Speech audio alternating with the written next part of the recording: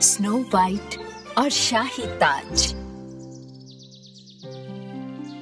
एक बार snow white नाम की एक बहुत ही खूबसूरत लड़की दूर देश में रहा करती थी। एक दिन स्नो वाइट अपने चतुर घोड़े प्रेगो के साथ जंगल में सवारी के लिए गई। जब प्रेगो थक गया तो वो रुक गए और एक पेड़ के नीचे आराम करने लगे। तभी स्नो वाइट ने महसूस किया कि चारों ओर जंगली स्ट्रॉबेरीज थी और वो उनमें से कुछ लेने लगी।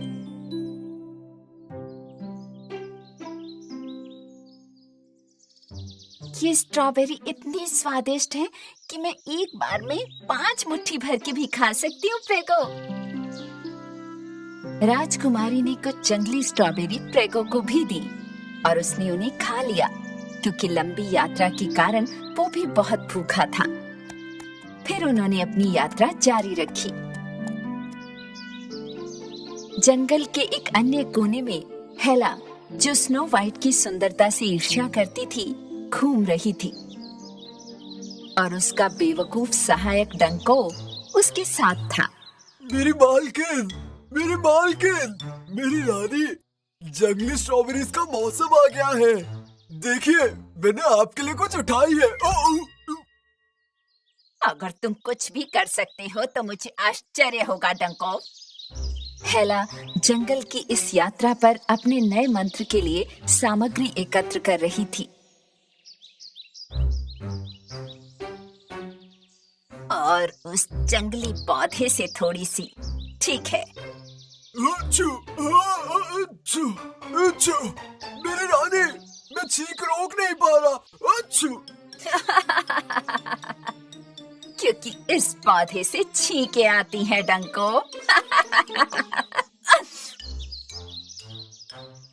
हेला ने अपनी उंगली घुमाकर खुद को उस जंगली पौधे की वजह से छींकने से बचाया, जबकि डंको लगातार छींकता रहा।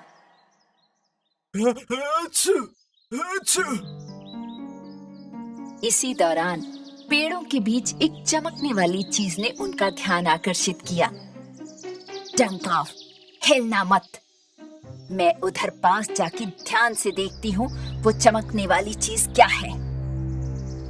जब हेला उस चमकती हुई चीज की तरफ बढ़ रही थी, उसी समय स्नो वाइट ने भी उस चमकती हुई चीज को जंगल में देखा। प्रेगो, तुम रुको, मैं जाके देखती हूँ वो अजीब चीज क्या है। प्रेगो की नाक को ये गंध अजीब लग रही थी। चारों तरफ एक तीखी गंध थी और उसने स्नो वाइट को रोकने की कोशिश की। चिंता मत करो प्रेगो, कुछ नहीं होगा, मैं अभी देख के आती हूँ।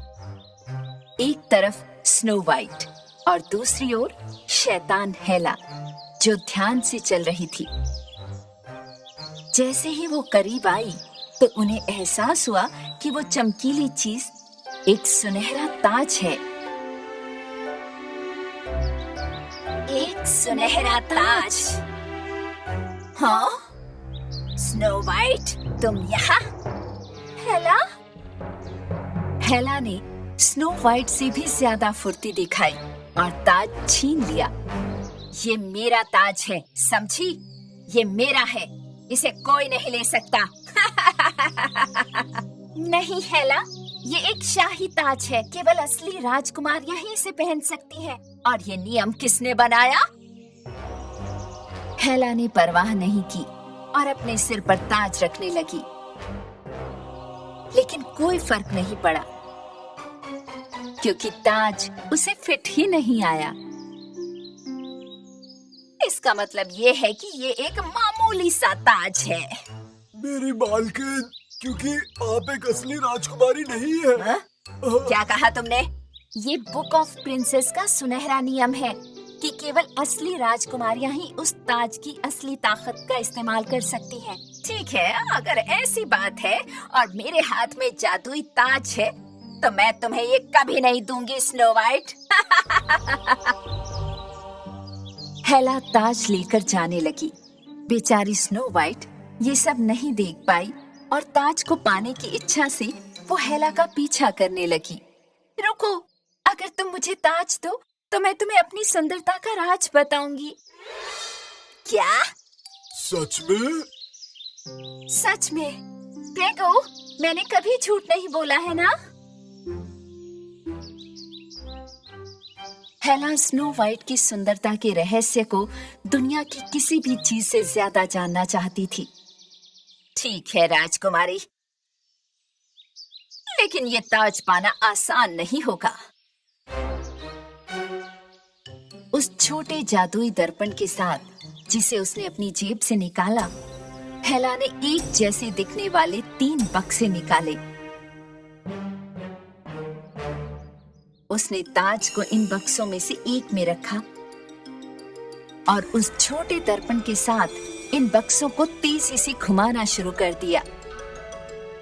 तुम्हारे पास बताने के 3 मौके हैं स्नो वाइट। अगर तुम इनमें से ताज वाला बक्सा नहीं ढूंढ पाई तो ताज हमेशा के लिए मेरे पास रहेगा। स्नो वाइट ने बक्सों को ध्यान से देखा और उनमें से एक को चुना, लेकिन वो सही बक्सा नहीं था। गलत, ताज इस बक्से में था। तुम्हारे पास अब 2 ही मौके बचे हैं। बक्से फिर से जल्दी से घूम रहे थे।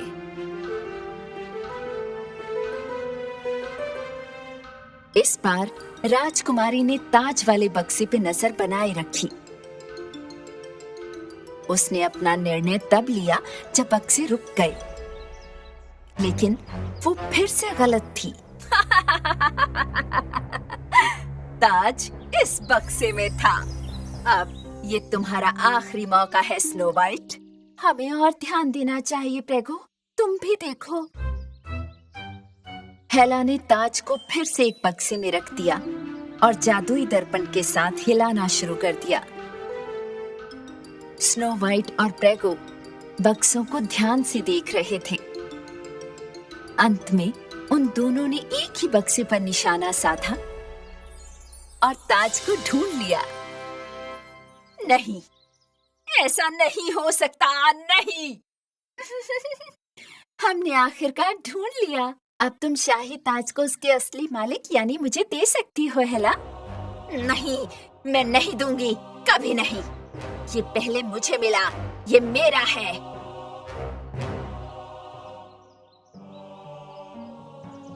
हेला ने स्नो वाइट को छींके देने का प्रयास किया।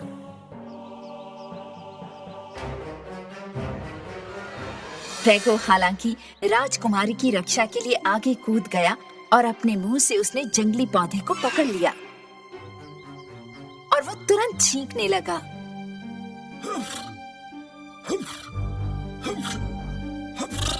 प्रेगो, जल्दी से जाकर कुछ जंगली स्ट्रॉबेरीज खा लो, मुझे यकीन है वो तुम्हारे लिए अच्छी रहेंगी। आसपास देखते हुए प्रेगो ने डंकोव की हाथ की जंगली स्ट्रॉबेरीज को देखा और वो जल्दी से दौड़ा और डंकोव के हाथ से लेकर उन्हें खाने लगा।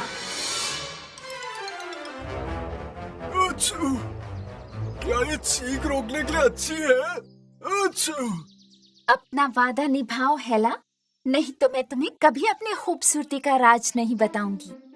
हेला ने स्नो वाइट की सुंदरता के सभी रहस्यों को जानने की अपनी इच्छा को याद किया और अंत में उसे ताज देने के लिए सहमत हो गई। ये वैसे भी सुंदर नहीं है और मुझे लगता है ये कुछ नहीं करता। ले लो ताज।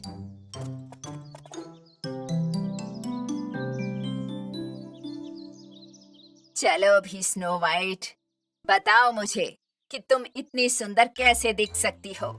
तुम क्या खाती हो? क्या ये काली मिट्टी है या क्या तुम अपने चेहरे पर कोई लेप लगाती हो? स्नो वाइट हेला को अपनी सुंदरता के साथ देखते हुए उसे सबसे महत्वपूर्ण रहस्य के बारे में बताने लगी, जैसा उसने वादा किया था। ये तुम्हारी बताई किसी चीज में नहीं है, मेरी सुंदरता का रहस्य सिर्फ मेरे दयालुता से भरे दिल में है। क्या? दयालुता वाले दिल में? बेवकूफ। मेरी सुंदरता का रहस्य दयालुता से भरे मेरे दिल में है और लोगों, जानवरों और प्रकृति के लिए मेरे गहरे प्यार में है, हेला।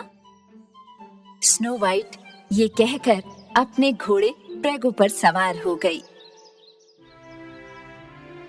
फिर उसने शाही ताज पहना और ताज की शक्ति के कारण अदृश्य हो गई। अपने दिल की अच्छाई को ढूंढो। हेला और डंको विश्वास नहीं कर पाए जो उन्होंने देखा। इस शाही ताज में तो अदृश्य शक्ति है। मैं अपने दिल को दयालु कैसे बनाऊं? मुझे तुरंत मंत्र पुस्तक देखनी चाहिए। मेरे रास्ते से हट जाओ डंको। अपने सिर पर शाही ताज के साथ स्नो वाइट महल लौट आई। उसने एक विशेष स्थान पर अपना शाही ताज रखा और राजकुमार एंटोन को देखने गई। 7 बॉनों ने खुशी के साथ स्नो वाइट का स्वागत किया। स्नो वाइट, क्या आप हमारे लिए जंगली स्ट्रॉबेरीज लाई हैं? बगीचे में जंगली स्ट्रॉबेरी का एक बड़ा बुरा आपका इंतजार कर रहा है। चलो जाकर खाएं।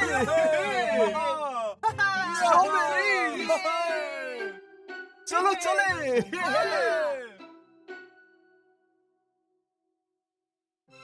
आप कितनी अच्छी और दिलेर हैं स्नो वाइट। हर कोई दयालु बन सकता है मेरे राजकुमार। जब स्नो वाइट और उसके सभी प्रियजन जंगली स्ट्रॉबेरी खा रहे थे, तब शैतान हेला कई दिनों और रातों तक खुद को उस अंधेरी गुफा में एक अच्छे दिल वाली बनाने की कोशिश कर रही थी। मैं इसके बहुत करीब हूँ। मुझे लगता है इस बार हो गया है। दुर्भाग्य से वो ये कभी नहीं समझ पाई कि वो जो मंत्र बनाती है वो कभी भी दूसरों के प्रति सच्चे, निस्वार्थ और दयालुता भरे नहीं हो सकते।